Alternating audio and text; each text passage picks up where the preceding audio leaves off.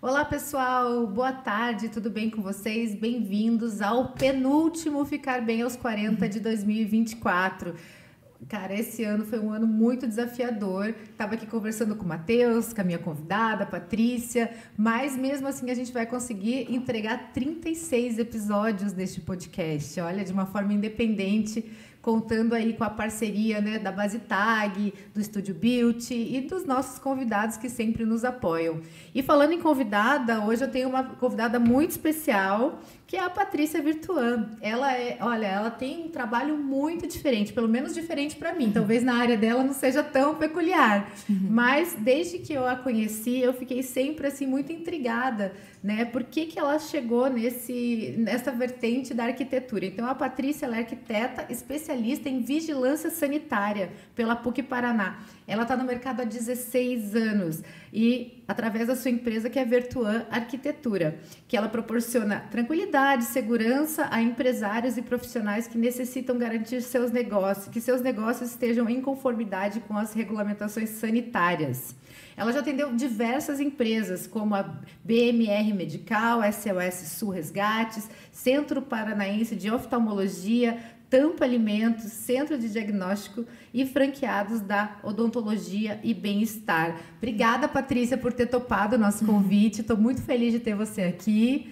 Né? A gente já se conhece há um tempinho, mas sim, agora está na hora aí dos nossos seguidores e inscritos conhecerem um pouco mais da Patrícia. Ai, muito obrigada, eu adorei o convite, eu gosto muito de falar sobre esse tema que para mim é apaixonante e eu espero também que as pessoas gostem e também se identifiquem com o que eu vou falar. Eu agradeço muito. É verdade. Quando a gente fala, né, em vigilância sanitária, em arquitetura, a gente estava conversando aqui um pouco antes, que assim, a gente acaba sendo uma coisa muito descolada do nosso dia a dia. Mas não é, né, Patrícia? Não, não é. Eu costumo falar, né? O assunto de arquitetura da saúde, de vigilância sanitária, ele está a todo momento na nossa vida. É que a gente acaba não se dando conta. Mas quando você levanta de manhã, você muitas vezes já vai acordar, vai lavar seu rosto, vai passar um cosmético no rosto. Esse cosmético, ele teve que ser, né, ele teve que ter uma liberação ali da vigilância sanitária, da Anvisa, para que você possa passar aquilo no rosto sem perigo, né, de oferecer algum tipo de alergia, algum tipo de reação.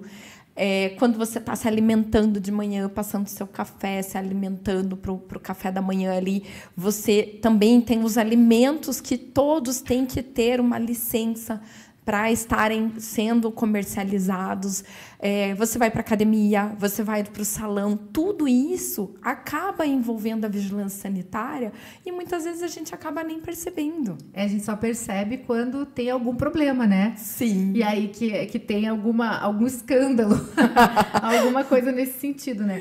E aí, assim, a gente estava até conversando, assim, de como que a arquitetura, como você olhou para isso dentro da arquitetura, porque você me contou que você era uma arquiteta normal, entre aspas, né? Muitas Sim. aspas, mas e que daí em um determinado momento você olhou para essa área com outros olhos e se especializou. Como que foi essa tua descoberta dessa área da vigilância sanitária? Eu descobri, primeiramente, né, quando eu comecei a minha vida profissional, eu comecei mais com projetos residenciais. E aí, do residencial para o comercial, eu já vi assim que eu gostava mais de realmente desenvolver projetos comerciais, até pelo fato deles terem uma pegada mais rápida, mais dinâmica. E aí eu fui direcionando muito a minha carreira já para o projeto comercial. E aí, no projeto comercial, é que eu comecei a descobrir esse viés, né, esse nicho de mercado que é a arquitetura da saúde, que é lidar com projetos que vão envolver a vigilância sanitária. E aí eu comecei a ver que assim nem tudo é tão engessado, porque a gente sempre pensa em normas, né? Tudo tem que seguir a norma. Mas aí aquilo começou a ficar tão interessante para mim, porque eu comecei a ver também alguns desafios. Porque muitas vezes é muito fácil você começar um projeto do zero e planejar tudo novo. Mas não é a nossa realidade. Sim, tem muita gente que reaproveita imóveis, né? Sim, sim. E daí, neste quesito de aproveitar imóveis, de você muitas vezes ter que adequar o espaço àquilo que a vigilância sanitária vai exigir, é que veio o sair da caixa e sair das normas. Muitas vezes você vai ter que carregar a norma ali debaixo do braço, porque vão ter coisas que vão precisar atender, né? Determinada área para um consultório, para uma clínica, altura, né, de piso a teto, mas dentro disso existe uma gama de coisas, né, que assim você pode propor algo que vai atender o que a vigilância sanitária vai exigir do teu cliente, né, daquele dentista, daquele médico ou até daquela escola, mas que você de repente fala, olha, estruturalmente falando, até aqui eu consigo ir, mas aqui eu não consigo. Só que, em contrapartida, eu consigo achar uma solução, né? Criar um outro elemento dentro da arquitetura que eu vou conseguir atender ou minimizar essa problemática que você está me levantando. Olha só, que legal. Bem desafiador, né? É bem desafiador. Tem que ser bastante criativo para poder navegar entre o que é técnico e o que é a norma, né? Sim, exatamente. Você transformar isso tudo numa solução. E quais são os tipos de empreendimento que precisam de liberação na Anvisa? Na Anvisa não, na Vigilância. A Anvisa é a Agência Nacional de Vigilância Sanitária, né? Isso, exatamente. Não é a mesma coisa que a nossa Vigilância Sanitária. Vamos voltar para o básico? Vamos voltar para o básico. Sim. Qual que é a diferença? Ou não tem diferença? Tem diferença sim. Cada uma vai ter uma hierarquia, né? Então, a Anvisa, ela é a hierarquia máxima. A Anvisa, ela é a Agência Nacional da Vigilância Sanitária e ela vai regulamentar tudo que envolve a área de saúde, alimentação, cosméticos, inclusive saneantes, que são os produtos de limpeza, né? de limpeza doméstica e até limpeza profissional que a gente tem. Então, ela regulamenta tudo. Ela está a nível federal. E aí existem as vigilâncias sanitárias, tanto municipais quanto as estaduais. E cada uma vai ter a sua competência. Então, o que acontece? Na vigilância sanitária municipal é o que vai reger a maioria dos negócios que nós temos. Então, as clínicas médicas, as clínicas odontológicas, as fábricas de alimentos, né? Farmácias, restaurantes, escolas. Então, tudo isso acaba regendo mais a vigilância sanitária municipal. A estadual, ela já começa a ter uma hierarquia um pouco maior, porque daí o que acontece? Na vigilância sanitária estadual, você começa a abranger alguns negócios que já são de maior porte. Então, quando a gente fala principalmente em medicamentos, suplementos, tudo que acaba envolvendo substâncias que são mais controladas, vão acabar já caindo já na vigilância sanitária estadual. Então, assim, produtos de saúde, né? Produtos médicos, esses implantes dentários. Então, tudo isso já acaba caindo numa hierarquia um pouco maior.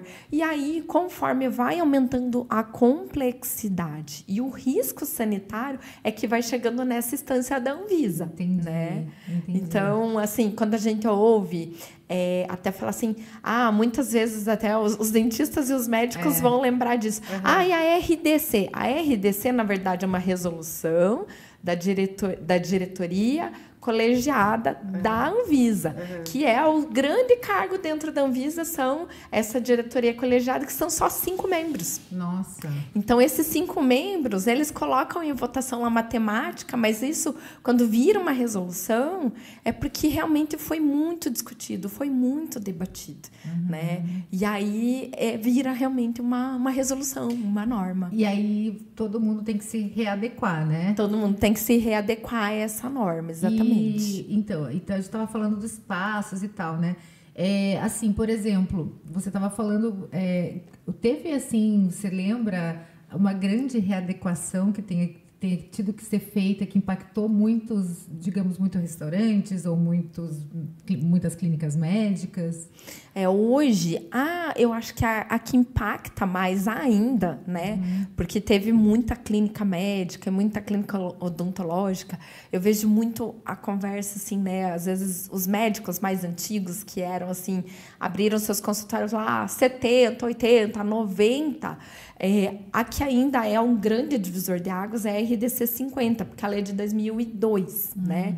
E, assim, esses médicos mais antigos falam, nossa, mas para que isso?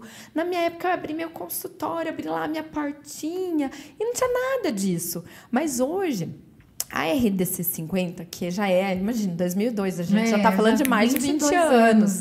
Mas ela ainda é uma resolução que está em voga, né? E ela rege todos os estabelecimentos de saúde. Então, existe muito questionamento em relação a essa resolução, porque ela é uma resolução, na verdade, feita para estabelecimentos de saúde do porte de um hospital. Então, o que acaba acontecendo? Tem muito questionamento em relação a ela, porque nem sempre a realidade do médico, às vezes daquele dentista, é do porte, né? Ele tem o volume de um hospital. Sim, então, geralmente não, né? E geralmente não tem, né? Mas, claro que existem determinados quesitos dela que fazem sentido. Elas são aplicáveis a estabelecimentos menores, como clínicas médicas e clínicas odontológicas.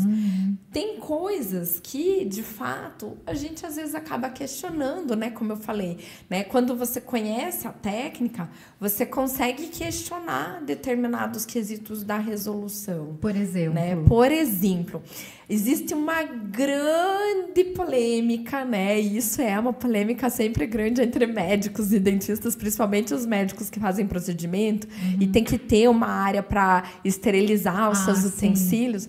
Nossa, o que eu ouço de cliente. Mas, meu Deus, Patrícia.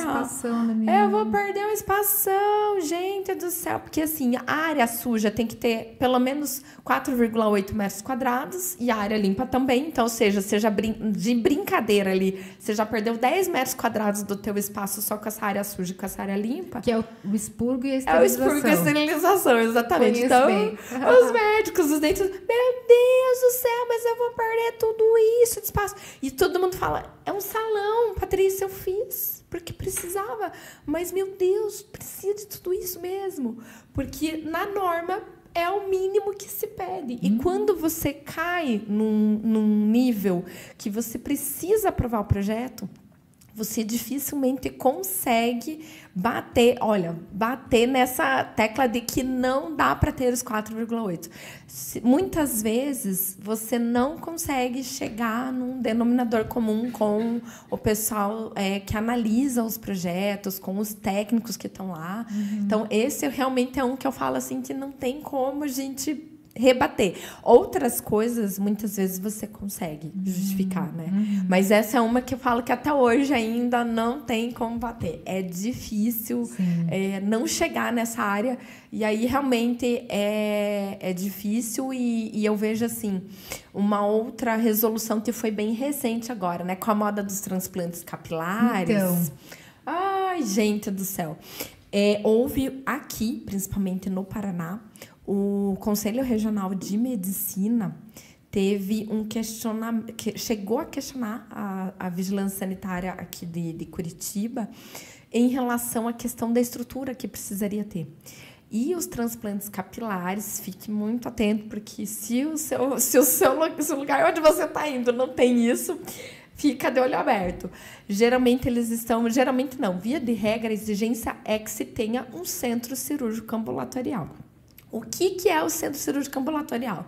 Gente, é uma sala que o paciente vai ter que se trocar, vai ter monitoramento, tem que ter posto de enfermagem, mesmo que seja duas pessoas que vão ser transplantadas ali, né? Que vai ter o procedimento do transplante capilar. O médico, ele tem que ter um vestiário de barreira. Então, esse vestiário de barreira é o quê? Ele entra no banheiro e no vestiário, troca de roupa, se paramenta e já cai direto na sala de cirurgia. Ele não pode encontrar o paciente, ele não pode ter, assim, encontrar nem a tiazinha da limpeza. Não. E, assim, tem toda uma estrutura de apoio para isso, né?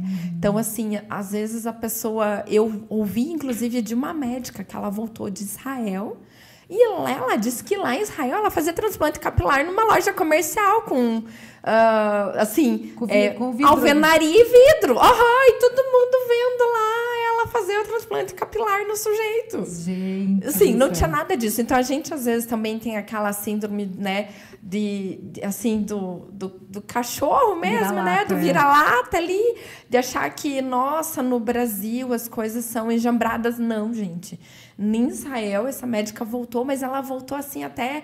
Ela me chamou lá para ver a estrutura que ela tinha, porque ela falou, olha, estou pensando em trabalhar com transplante capilar nesse espaço. Quando eu olhei o espaço, eu falei, não, querida, mas você não vai conseguir ter, assim, a estrutura toda que é exigida nesse espaço que você está planejando. Sim. Né? A gente teve que, inclusive, abortar a missão, porque... Ela teve que ir para um lugar maior. Ela teve que ir para um lugar maior, né? Olha, eu achava que o procedimento ele era feito num centro cirúrgico mesmo, no hospital e tal, mas pode ser feito na própria clínica. Pode ser feito na própria clínica. Atenda esses pré-requisitos, né? Sim, exatamente, porque daí esse centro cirúrgico ambulatorial, ele é como se fosse um centro cirúrgico simplificado, mas mesmo assim ele tem que ter determinados espaços. Então tem a área de anestesia, depois a área pós-anestésica, porque é quando o paciente sai, ele ainda tem que ficar em observação, tem que ter esse posto de enfermagem, tem que ter o expurgo, a esterilização, né? Então, são vários ambientes. Brincando, a gente está falando aí em algo em torno de 100 metros quadrados, então não é um lugar tão pequeno, né? Assim, não é a sala da tua casa que você vai chegar ali. Não Oi, é uma tudo loja bem? de rua. Não é uma loja de rua, né? Então, assim, realmente não é tão simples, né? E as pessoas hoje se apegam muito a essa questão da estética e acabam não observando, né? Assim, cuidados mínimos que a gente tem que ter. Isso é um perigo, né? Até antes de entrar no ar, a gente estava conversando, né? Que esse ramo de estética é um prato cheio para várias situações horripilantes, né? Tem muitas coisas que acontecem porque realmente pega nas pessoas num lugar da vaidade, no lugar da autoestima ou da falta dela, né? E até você trouxe alguns casos reais ali que era para a gente conversar um pouco, tipo do peeling de fenol. Que mais que você tinha trazido? Eu acho que o peeling de fenol, questão dos implantes, né? Os implantes tanto no silicone, né? Ainda existem muitos casos ainda de aplicação de silicone industrial. Às vezes até mesmo casos hoje, o Botox, ele já é algo bem corriqueiro, mas assim, ainda é muito comum ver clínicas de estética que muitas vezes acabam querendo reaproveitar aquela ampola de Botox. Então, às vezes, assim, não está nem ligada, né, tanto à área da arquitetura, mas, assim, eu falo sempre para todo mundo tomar muito cuidado onde vai fazer esses procedimentos, seja de preenchimento de ácido hialurônico, de Botox, porque essas medicações todas, elas têm que ter um lugar adequado, com refrigeração para elas, né?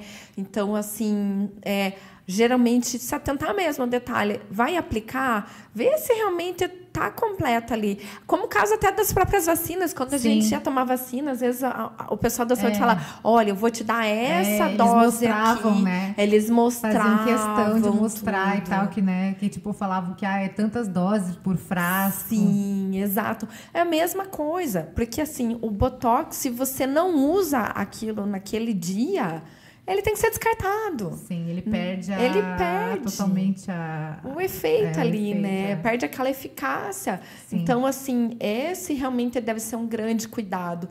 E até, inclusive, quando as pessoas forem nesses estabelecimentos, seja para fazer procedimento estético, para tomar vacina, todas as áreas da saúde, você tem que ver realmente ali anexado a licença sanitária, a licença do Corpo de Bombeiros, o alvará de funcionamento, porque isso realmente é a garantia de que você está indo num lugar que realmente vai te prestar um bom serviço. Geralmente as pessoas veem só o preço, né? Só o preço. Vamos pagar barato. E a concorrência é muito grande nessa área, né? Sim. E é realmente assim, aterrador, no sentido de que você recebe propostas e mais propostas o tempo todo, né? E parece que vira uma coisa muito banal, né?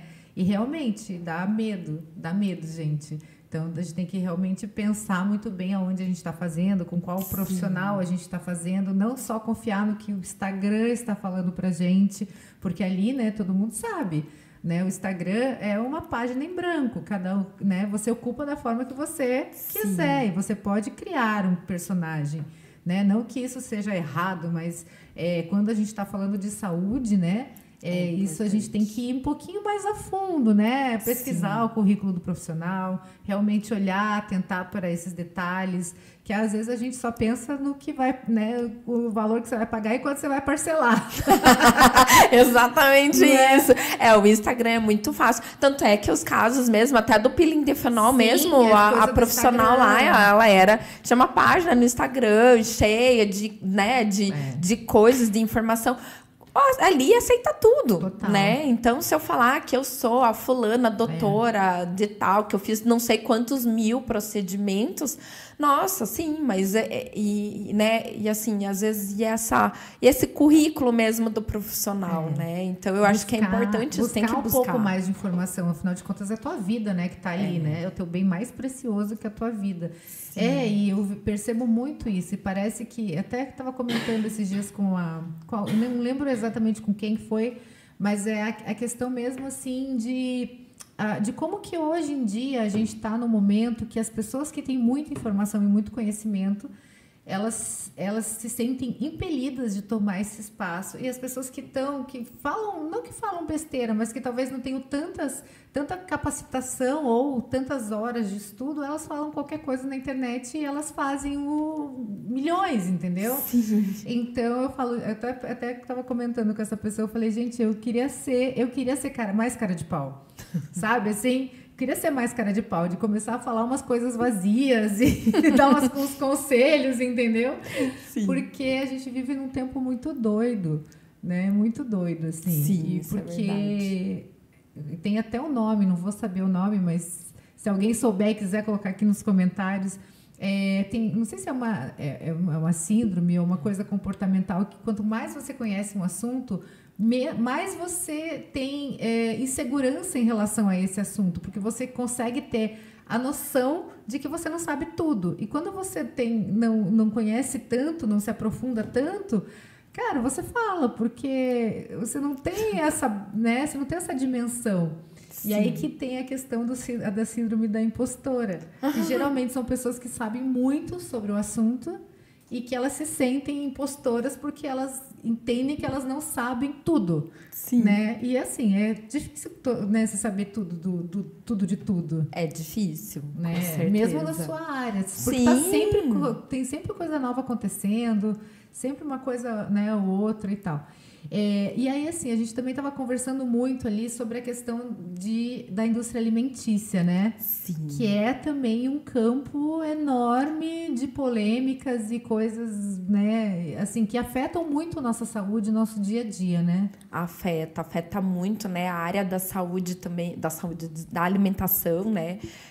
A gente teve muitos casos também aí recentes de contaminações alimentares, não só no Brasil, né? A gente fala, ai, nossa, isso aconteceu no Brasil. Não, mas tem muitos casos realmente de contaminações mesmo, alimentares em grandes fábricas. Uhum. Então, assim, a gente teve, acho que foi, inclusive, logo ali, período pandemia, né? Que como a pandemia durou alguns anos, teve uma fábrica da Kinder que fechou na Bélgica por contaminação de salmonela.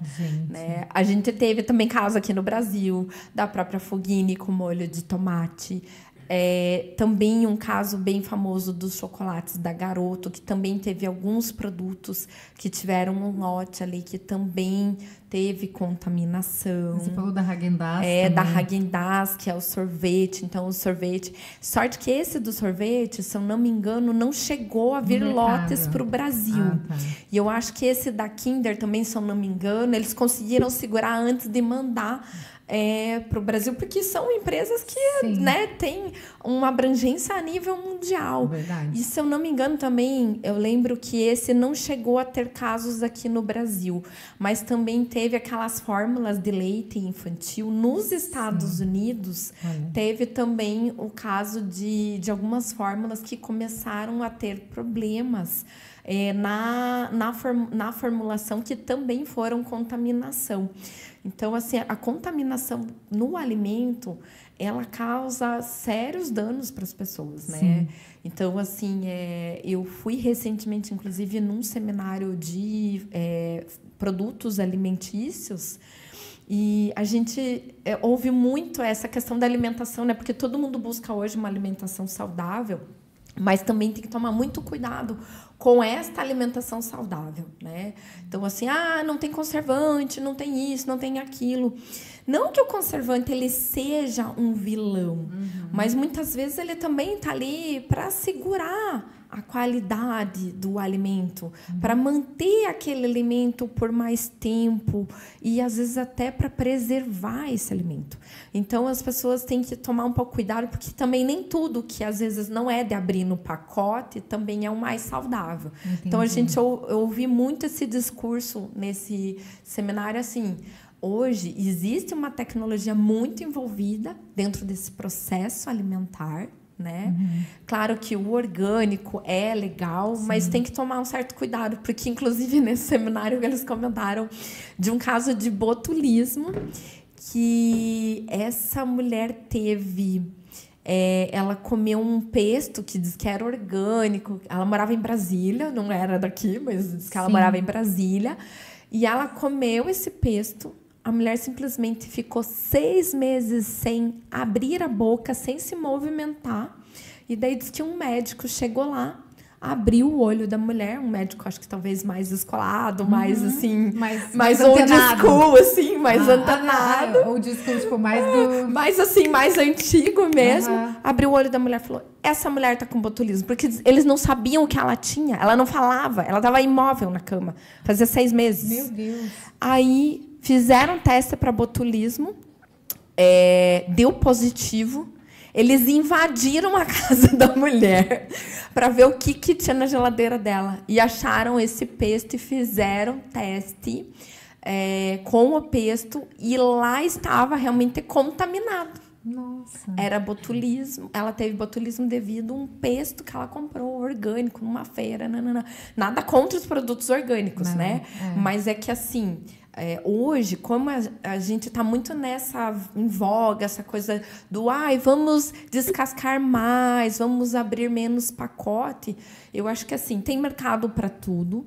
Tudo tem que ter, né, o seu devido cuidado, mas também a gente tem que tomar, né, cuidado com essa coisa de é tudo orgânico, é tudo natural, é artesanal, porque o artesanal, sim, deve ser muito valorizado, mas ele também tem que tomar cuidado, né? Ter Até esses porque cuidados. Uma cozinha talvez artesanal não seja fiscalizada pela vigilância sanitária. Sim, exatamente, porque muitas vezes o que vai acontecer? Você faz na Nina? cozinha da sua casa. Você faz na cozinha da sua casa. Às vezes essa pessoa começa de maneira artesanal e ela começa muitas vezes como um MEI. E aí o que acontece? Esse microempreendedor, esse MEI, muitas vezes ele é dispensado da licença sanitária. Ele é dispensado da licença sanitária, mas ele não quer dizer que ele não tenha que ter a obrigação de seguir o que as normas da vigilância sanitária estão exigindo dele. Mas e quem fiscaliza, né? Aí você não tem essa fiscalização. né? Esse que é o grande problema. Então, assim... Você depende da, digamos assim, da honestidade, da idoneidade da pessoa que está manipulando os alimentos. Exato, exato. Então, isso realmente é muito delicado, né? Sim. É muito delicado esse assunto. Mas é algo que, assim, a gente é bom trazer exatamente assim para a gente ter essa reflexão, né? Sim. Porque, às vezes, você está realmente, assim, se expondo a um risco desnecessário, que você poderia, né, e fazer realmente, assim, essa reflexão de, tipo, da onde está vindo, né? Como que está sendo manipulado esse alimento, Sim. né? E tudo mais. Eu estava até comentando com vocês antes, meu enteado teve uma virose enorme agora. A gente passou, tô até meio assim falando errado, porque a gente passou algumas horas nessa madrugada no hospital com ele, tadinho. Ele tem 14 anos. Então, a gente não sabe. Provavelmente pode ter sido alguma coisa que ele comeu, pode ter sido algo que está aí no ar, né? E aí a imunidade está baixa. Enfim, quem nunca teve uma virose? Você mesmo falou de uma virose que você teve, né? No Réveillon, aí no Ano Novo. Exatamente. A gente fala muito, né? Olha, casa de ferreiro espeto de pau, né? Mas não acontece sempre, mas aconteceu comigo. A gente fala muito da questão de ventilação, né? Nos ambientes, até porque realmente a ventilação natural ela é sempre o melhor dos mundos, né? Mas quando a gente não consegue ter janelas para ter ventilação natural nos ambientes, vamos lá, coloca o ar-condicionado. E num belo fim de ano, né, um belo Réveillon, a minha família foi passar Ano Novo, colocaram todos os alimentos da ceia debaixo de um ar-condicionado. E esse ar-condicionado estava com a manutenção... Era uma casa alugada? Era a casa de uma tia. Não vou falar o nome da tia. Fazer um exposed. Daí acaba destruindo famílias. Destruindo famílias, né? Mas, assim, o que a gente desconfia? Que o filtro do ar-condicionado estava sujo. E aí, aquele ar-condicionado em cima da comida... Eu sei que, assim, olha, não foi nem coisa de um dia. Foi naquela mesma noite... Todo mundo passou mal, vômito, diarreia. Eu lembro que, assim, o primeiro dia do ano, eu e o meu marido, nós estávamos deitados na cama como se a gente estivesse morrendo. Assim, eu queria que o mundo acabasse no barranco para a gente morrer encostado de tão mal. E nós chegamos os dois aí para o hospital na urgência, porque assim, era um mal-estar tão grande. É que não para nada, né, no estômago. Não para consegue nem nada. tomar um remédio para enjoo porque você passa mal. Você passa mal. O meu enteado tá assim, ele tava até o Vonal, que já é um remédio feito para você não engolir ele. Até isso ele não estava parando. Já estava vomitando, né? Mas acontece isso. Eu já tive algumas vezes, assim, de passar mal, né? Porque muitas vezes é um alimento que você consumiu contaminado. É essa contaminação da sujeira, né? Do filtro do ar-condicionado. Às vezes até a água, né? Sim. Quando a gente vê uma água contaminada ali, seja por sujeira... Uma água que foi utilizada até para limpar algum utensílio. Então, essa contaminação realmente ela é muito prejudicial e ela às vezes é algo simples que a gente não tem noção, né? Sim, não, exatamente. E vem muito, assim... eu acho também outra coisa que, né, você estava falando, né, dessa questão de, às vezes, de quando tem muita gente, né, por exemplo, praia. Cara, toda vez que eu desço para a praia, quando está muito cheio, tipo Réveillon, né, nessa comecinho de temporada ali, cara, sempre tem uns surtos de rotavírus. Sempre tem. Rotavírus, virose, enfim, né? Então, assim, sempre... Nossa, direto. A gente já leva um kit, assim, né, com Vonal, com... Biovicerim.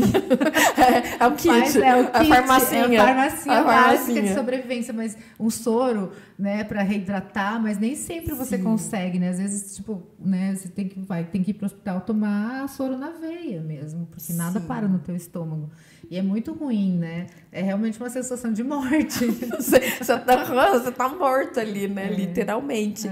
Mas é nessas aglomerações mesmo. E hoje, essa questão, principalmente da ventilação nos espaços, principalmente em clínica médica, clínica odontológica, escolas, né? As escolas de educação infantil hoje, existe toda uma normativa muito grande em relação a essa obrigatoriedade de circular o ar mesmo. Até porque criança fica muito doente, né? Quando entra na escolinha ali, tipo, é um prato cheio, né?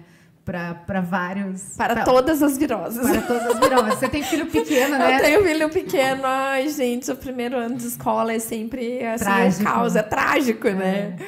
Vive de atestado essas crianças, porque não tem... É uma tossindo na cara da outra, né? Não, e assim, também, acho que o sistema imune das crianças, né? Por exemplo, você pensa, a criança ficou, sei lá, 2, 3 anos só em casa, né, saindo poucas vezes, né, tendo pouco contato com outras crianças, e de repente ela tá lá sendo babada, sendo mordida, levando uma tossida, né? Não tem como. Acho que faz parte até de criar esse sistema imunológico, né? Sim, eu acho que assim, principalmente as crianças que vieram pós-Covid, né, que elas, assim, queira ou não queira, se você for parar para pensar, né?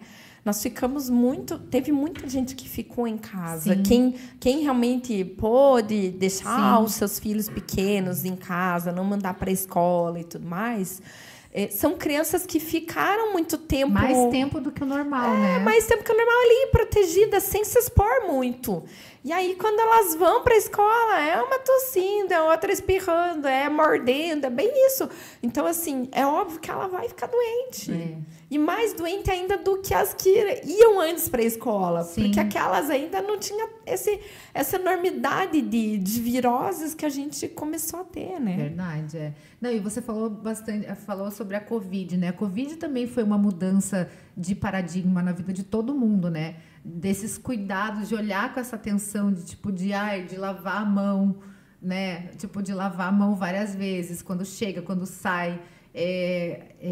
Também de usar máscara, né? Então, assim, teve, óbvio, todo esse, né? Enfim, essa catástrofe que foi o Covid, mas trouxe à tona várias coisas que a gente nunca não observava ou não dava tanta atenção, assim, e que a gente percebeu que, realmente, dentro de um cenário onde você tem um vírus mortal, algumas coisas muito pequenas podem te ajudar a salvar vidas, né? Sim, isso realmente, eu acho que o Covid, sim, ele veio como um divisor de águas para tudo, né? Mas na área da saúde e da alimentação, ela começou a afirmar alguns protocolos que antes a gente não tinha. Ou, às vezes, você até nem dava tanta importância para as coisas mais básicas, né?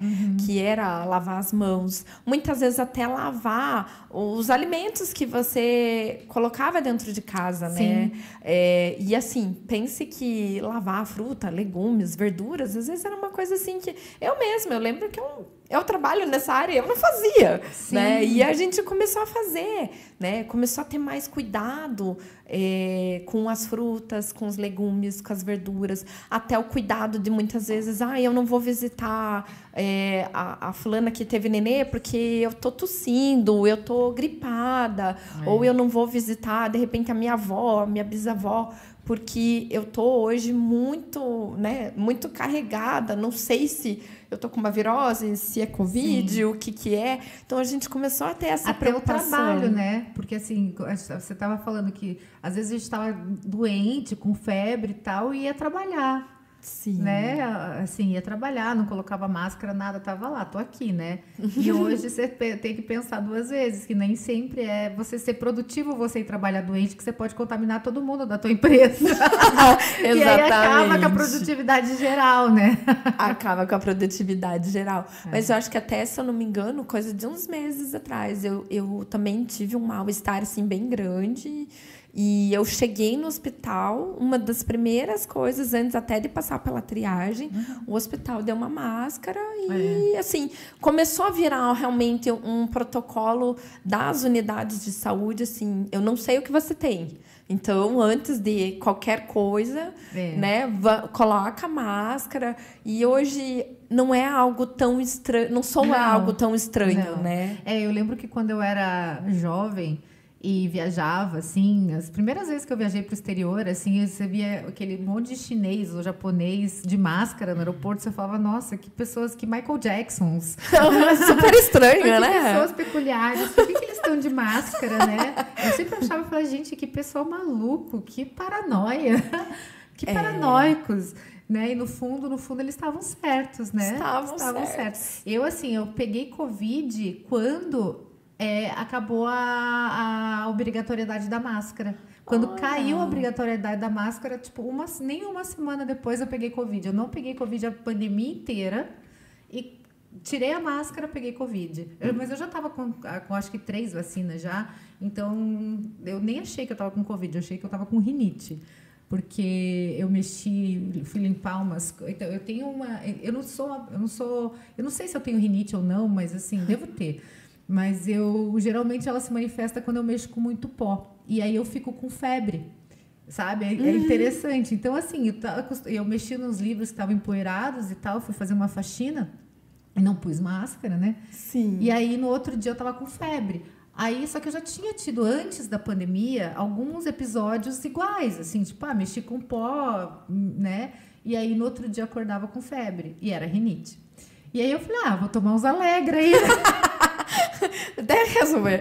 Vou tomar uns Alegra. Tipo, dava uma melhorada ali e tal, né? Sim. Uma melhoradinha, não sei o quê. Mas tava meio esquisita essa rinite. Mas, enfim, né? E fui indo. Acho que 3, 4 dias já tava um pouco melhor. Daí, meu marido ficou ruim. Daí, aí que a gente foi no médico, porque eu tava trabalhando em casa, né? Não tava indo, só que ele tava indo pra rádio, que na época ele trabalhava na Rádio Banda B. E aí ele precisava fazer o teste, porque, né, senão ele não ia poder voltar, né, trabalhar. E aí eu fui, mas eu fui acompanhar ele. Nem... Não, eu tava com rinite, amiga. Não era Covid. Sim. Aí a gente sentou e eu fui lá, sério, no médico, no hipo. Eu sentei assim, aí o médico começou a tratar a gente como se tivesse Covid. Eu falei, mas que médico? Nossa. Eu fiquei pensando, não falei nada, né? Falei, nada a ver esse médico, eu nem tô com Covid. Eu tô com rinite. Aí ele mandou a gente fazer exame, não deu outra, os 2 com Covid. Mas assim, eu já tava tipo assim, naquela fase dos sintomas que já não estavam mais assim. Então, pra mim, o Covid foi meio que uma rinite super forte. Sim. Eu tive mais sintoma da vacina da AstraZeneca. Eu fiquei mais derrubada. Nossa. Quando eu tomei a vacina da AstraZeneca com a vacina de gripe, juntos, as duas. Entendi. Ali eu naquela noite que eu tomei ali, eu passei mal, assim, eu fiquei com calafrio, nossa, eu comi o pão que o diabo amassou aquela noite. Mas foi uma noite também, mas por isso que eu achei que não era, sabe? Sim. Porque não foi algo assim que me derrubou e, né, extraordinário. Mas para você ver, cada pessoa reage de um jeito, Reage de um jeito, diferente mesmo. E foi muito... A gente ri, né? Assim, a gente tenta levar com bom humor, mas realmente foi um momento de pânico total, né? Foi um momento de pânico total. Eu fiquei grávida durante a pandemia, né? Olha então, só. assim, eu fiquei grávida durante a pandemia, fiz reforma na minha casa durante a pandemia, fiz tudo que eu não podia. Você aproveitou bem a pandemia? Eu aproveitei a pandemia, fiz filho, fiz reforma. Mas, assim, tomei, claro, todos os cuidados, né? Sim. Eu peguei mais no final, eu também já tinha tomado a segunda dose, mas eu acho que realmente muitas coisas mudaram em termos de protocolo, assim, né? Principalmente na área da saúde, na alimentação também, eu acho que houve um cuidado maior, assim, com tudo, né? Até com a parte de você fazer exercício físico, né? As pessoas, hoje a gente percebe que as pessoas estão mais conscientes de que elas precisam, né, estar bem, não só pela questão da estética, né? Mas ter uma saúde, se alimentar bem, se exercitar e ter um estilo de vida mais equilibrado, né? Sim, então, é verdade. Até aí a gente entra na questão das academias, né? Que também a academia é um belo receptáculo de bactérias e vírus, né? Exato. As academias, né? Hoje realmente também é um lugar que, queira ou não queira, existe uma grande aglomeração, né? E todo mundo tá ali suando, trocando fluidos corporais, suando. E realmente por mais bobagem que pareça, essa coisa do tem que cada um levar seu paninho, pegar o paninho lá e limpar. Gente, o Covid até hoje, né? A gente realmente tem essa questão de que a gente não sabe exatamente se era a secreção, se era o tossir, se era o espirrar, exatamente da onde vinha, né? Então, assim, parar para pensar, o suor também é uma secreção, né? Então, o toque ali, você encostar em determinados... Ou você tossiu e daí a tua mão ali está contaminada, então... Por mais bobo que pareça essa questão do limpar os aparelhos com álcool e tudo mais, tem que fazer, né? Esses cuidados básicos são essenciais. E a academia, por incrível que pareça, gente, é um lugar também de muita aglomeração. As clínicas odontológicas, o pessoal se preocupava muito com o hospital, né? Mas a clínica odontológica também, o dentista, ele se expôs muito. No Covid, porque ele está muito próximo do paciente. Eu acho que ele era um dos profissionais da área de saúde com maior risco, né? Sim. Porque você tem o sangue, você tem a secreção, você tem a saliva, né? Então, assim, são muitas secreções ali e o dentista está muito próximo do paciente. Então, assim, era também uma posição ali que, dos profissionais de saúde, era um dos que estava mais exposto. É verdade. Muito exposto ao vírus, né? Porque você está muito próximo, você está ali muito cara a cara com o paciente. É verdade, é bem pertinho. Muito próximo. Verdade, então, tudo isso são coisas que a gente acaba não se atentando, né? Sim. Não se atentando, mas eu atendo algumas dentistas, né? E eu lembro que nessa época do Covid a gente conversava bastante e elas falavam assim que elas sabiam muito bem se paramentar, né? Porque, tipo, realmente até uma das minhas clientes, ela fala que é uma das profissões mais arriscadas dentro da área de saúde, a odontologia. E não parece, né, gente? Não parece, mas realmente era uma das mais arriscadas, né? Assim, você tá na linha de frente também era muito arriscado, né? E na época, inclusive, do Covid, foi bem interessante que a Anvisa lançou, depois lançou, né, assim, as pressas, um caderno com todas as especificações de como seria aqueles hospitais de campana, né? Então, tem, inclusive, hoje ainda um curso dentro da plataforma da Anvisa, tem muita coisa gratuita, né? Então, o pessoal que é da área de alimentos, né, e da área de saúde, se tem alguma dúvida, né, a gente falou em relação às normas, mas tem muito material gratuito na própria Anvisa mesmo, no próprio site da Anvisa, para realmente buscar cursos online que são gratuitos, que as pessoas podem fazer. Então, eu sempre falo assim, né, embora eu fale muito da arquitetura, pode me seguir nas redes sociais, porque eu geralmente coloco muita coisa que eu vejo que tem assuntos que são legais, que são gratuitos, para as pessoas acessarem. Verdade. Porque quanto mais as pessoas souberem, né, tiverem conhecimento de tudo que nos cerca em relação a esses cuidados, segurança da saúde, né? Eu acho que é importante as pessoas saberem, elas terem consciência disso. Sim. E até você me lembrou uma coisa, né? Que você estava sempre falando sobre o selo de inspeção da bandejinha da carne. Sim. Me explica por que você pedia exatamente para a gente olhar esse selo. Esse selo ele é muito importante, né? Eu acho que assim ele tem uma grande importância porque o que acontece?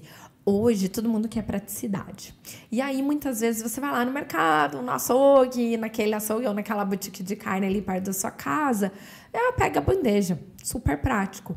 Mas, muitas vezes, você não se atenta se aquele açougue, se aquele estabelecimento, ele tem o selo de inspeção, que é basicamente o quê? É uma chancela de que ele pode vender aquele produto de origem animal, geralmente são as carnes, né? O almôndega, o hambúrguer, o mignon picado ali para estrogonofe, com a marca própria e embalado, mas ele não foi embalado na sua frente. Porque é diferente você chegar ali no balcão e falar, olha, eu quero essa peça de mignon aqui, coloca para mim ali, né? E você pega e vai embora. Você viu a peça ali. Ele manuseou na sua frente. Ou ele foi ali na sala de manipulação, cortou ali em mignon para você, ou cortou ali na hora e você viu.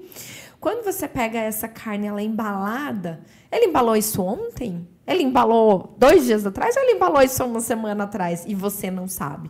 Então, muitas vezes, o que acontece? O selo é essa chancela de que você vai ter a data de quando aquilo foi manuseado, até quando ele vale, e também a certeza de que esse estabelecimento ele passou por uma vistoria, porque todos esses estabelecimentos, quando eles têm o selo, eles passam por uma inspeção anual para manutenção desse selo. E aí, além disso, né, além de ter o projeto aprovado daquele espaço onde é manipulada a carne, também existe o acompanhamento de um médico veterinário responsável, que vai atestar toda a qualidade desse processo. O processo de que, primeiro, a bancada que foi cortado o gado, foi cortado só o gado, né? Existem bancadas específicas para cada corte de carne, né? Para cada tipo de carne. Isso você diz dentro do abatedouro? Dentro da área onde é feita essa manipulação. Já quando tá dentro do estabelecimento. Já quando está dentro do estabelecimento. Então, tipo, você não corta a carne de porco junto com a carne de boi, assim? Não, tem que ser bancadas separadas, são facas diferentes, são tábuas de corte diferentes. Onde moe a carne moída do gado é a carne moída do gado. Você não vai passar a carne moída do frango na mesma máquina que você passou a carne do gado. Por quê? Existe esse caso de contaminação cruzada, porque as pessoas acham que a contaminação cruzada é só muitas vezes quando você está ali fazendo a comida, Sim. né? Na cocção ali, né? Cozinhando.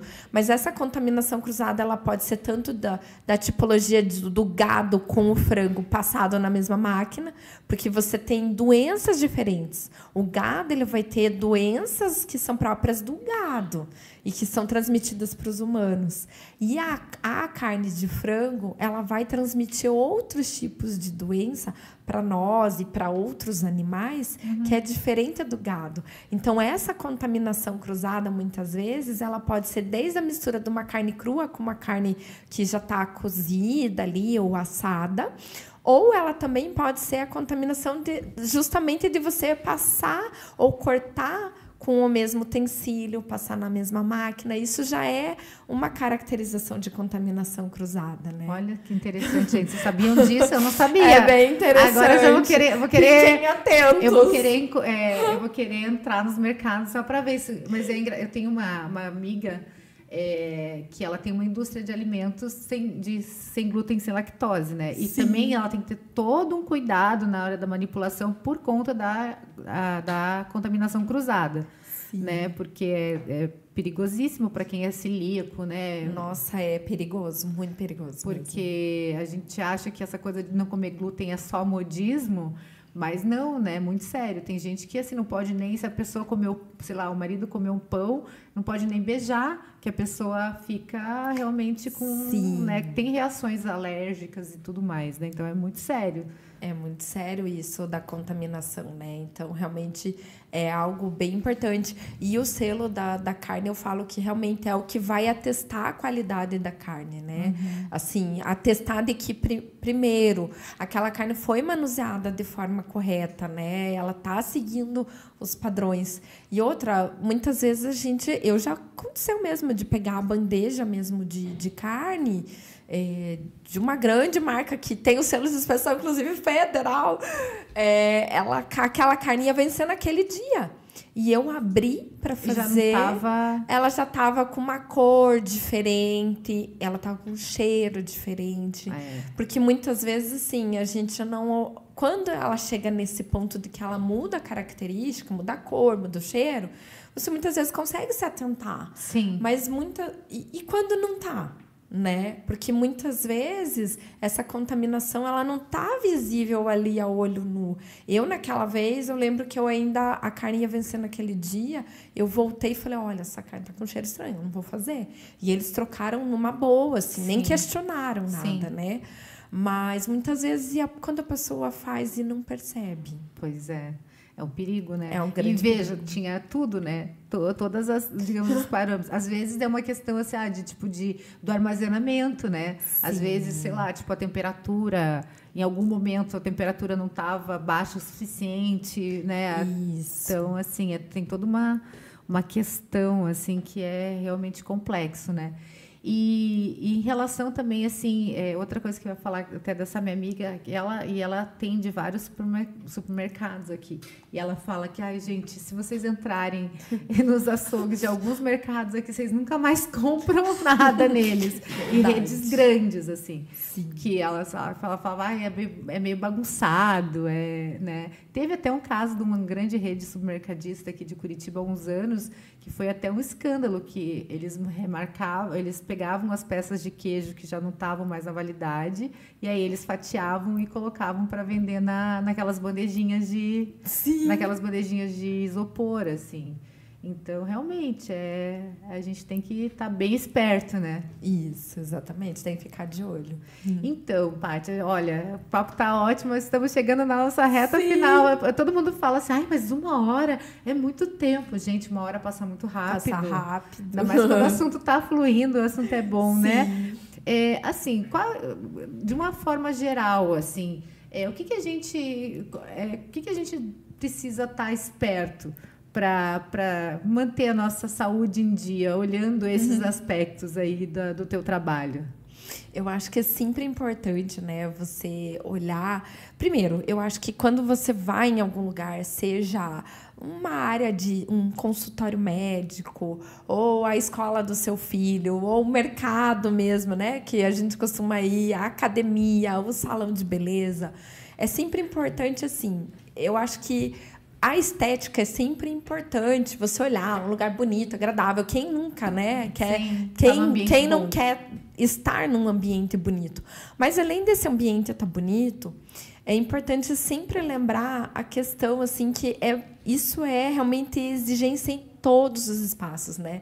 Você ter um espaço que o piso, a parede, o teto tenha que ser liso, lavável, impermeável. Então, assim, a característica principal é sempre observar se os ambientes estão limpos, né? A limpeza, essa higiene do lugar. Tudo começa pela higiene, desde o lavar as mãos, né? Que a gente tem que ter esse cuidado, mas também tomar muito cuidado realmente com essa higiene, tanto do ambiente, como com a higiene daquelas pessoas que estão trabalhando no espaço. Seja um ambiente como um salão de beleza, que muitas vezes a gente vai lá, vai fazer, né, fazer a mão, fazer o pé, ver realmente se os utensílios que ela está utilizando ali estão sendo utilizados, estão selados, porque geralmente, quando vem embaladinho, você vê que realmente aquilo foi esterilizado. A mesma coisa no dentista, os utensílios geralmente também vêm embalados. Geralmente, o profissional acaba abrindo ali o lacre na tua frente. Então, esses detalhes são sempre muito importantes, né? Essa higiene do lugar, essa higiene e o cuidado dos colaboradores nesses espaços, porque eles têm que ter esse cuidado, né? Sim. É máscara, é cabelo preso, porque muitas vezes na alimentação, gente, cabelo é sempre um caos, né? Sim. Então, assim, aquela coisa do unhas cortadas, porque hoje também é aquela moda de unha comprida, mas assim, quem trabalha na área de saúde e de alimentação não pode ter esse luxo de ter unhas compridas, né? A unha ali, ela é um lugar que realmente vai acumulando muita sujeira. Então, assim, essa higiene é o básico para a gente começar a observar, para as pessoas terem noção de que realmente elas estão frequentando um lugar que preza, né, pelas boas práticas, que é o que a gente costuma falar na área da saúde, é isso. Prezar pelas boas práticas. A higiene é o primordial, né? É onde tudo começa. É onde tudo começa, exatamente. É isso aí, gente. Que aula, hein? Que aula, gente. Obrigada, imagina. Então, é isso. Bom, Paty, estamos chegando bem no finalzinho mesmo. Eu quero te agradecer muito por você ter topado participar. A gente já está se namorando já faz tempo, né? Para você vir aqui, para você falar realmente assim do teu trabalho, que é muito legal. É muito específico, né? Mas, assim, de qualquer forma, é algo que impacta na vida de todo mundo, né? Então, eu acho bem bacana. Parabéns aí pela tua carreira, né? Espero que você tenha muito sucesso. E que você volte mais vezes aqui para trazer mais informação para a gente, né? Claro, com certeza. Nossa, para mim é muito bom falar sobre um assunto que eu gosto muito e fazer isso de uma maneira leve, né? Para que as pessoas entendam no seu dia a dia como isso pode se encaixar, né?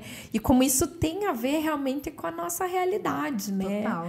Não é aquela realidade das normas lá, não, né? Porque isso deixa que eu resolvo. Sim, o que está no papel, tá né? no papel. Mas é importante as pessoas começarem a observar, né? Porque realmente a vigilância sanitária, muitas vezes, ela só vai depois que realmente tem uma denúncia, né? E, gente, dá para fazer denúncia anônima. Então, assim, aquelas grandes redes, né? Que você fala assim, meu Deus, eu já ouvi, assim, muita gente falando, meu Deus, mas eu fui em tal lugar, que coisa horrível, tá cheio de infiltração, tá assim, tá assado. Faz denúncia, gente. É o nosso direito como consumidor. Então, eu acho que é isso. Pensar realmente assim, faz denúncia anônima. Não quer colocar seu nominho lá? Faz denúncia anônima, mas fala mal do ambiente que às vezes você está vendo que não tá conforme manda o figurino, sim, né? Não está agradando. E às vezes é a única opção que você tem perto de casa para ir lá no mercado, no açougue. Então, realmente é o nosso direito. A gente tem que colocar um pouco a boca no trombone. É isso aí, é isso aí. Então, beleza, Paty. Obrigada. Obrigada. Mili, pessoal, obrigada aí pela audiência. Como eu falei, esse é o penúltimo Ficar Bem aos 40 de 2024. A gente vai ter mais um semana que vem e a gente vai dar um tempo. E é isso aí. Então, obrigada pela audiência. Obrigada, Paty. Obrigada. Acabou.